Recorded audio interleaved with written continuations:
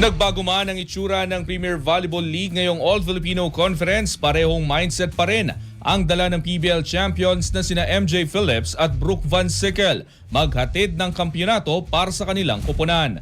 Ang ibang detalye alamin sa pag-abante ni Robigel Revares. Nagbago man ang itsura ng Premier Volleyball League ngayong conference, hindi naman nagsimula sa wala ang ilang dating haligi ng Petrogas matapos silang lumipas sa next leg. Para kina MJ Phillips at Brooke Van Sickle na parehong naging bahagi ng championship core ng Angels, emosyonal ang paglipat pero mas naging magaan dahil nananatili silang magkakasama bilang grupo. Ayon kay Brooke, nakakalungkot man ang pagkawala ng Petrogas sa eksenang ito, tinanggap niya ang pagbabago bilang panibagong pagkakataon sa ibang environment. You know, I've only known Petrogas since I've been here. They're my only team I've played for so far. But, you know, things happen for a reason.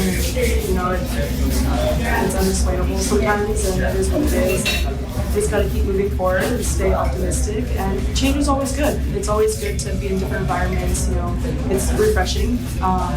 So I'm excited to see how it goes and, you know, what we can do with next sled. So it's been a good transition. I'm personally loving it a lot, and it's been we've been very welcomed, very good.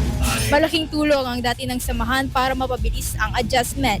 Sa halip ng mga pa, dala na nila ang tiwala at pagkakaintindihan sa loob at labas ng court. Ibinahagi ni MJ na pinili niyang sumama sa mga taong itinuturing na parang pamilya, bagay na nakita rin niya sa bagong kupunan.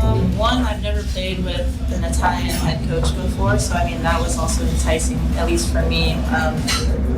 Even though I'm kind of longer in my career now, like it's still an opportunity for me to grow, and I'm really excited about that. And honestly, some of the core girls of Michigan came to Next Led, and I also stick with family, and then the whole Next Led, the new girl or the girls on Next Led, they also felt like family, and that's what I want to be. So.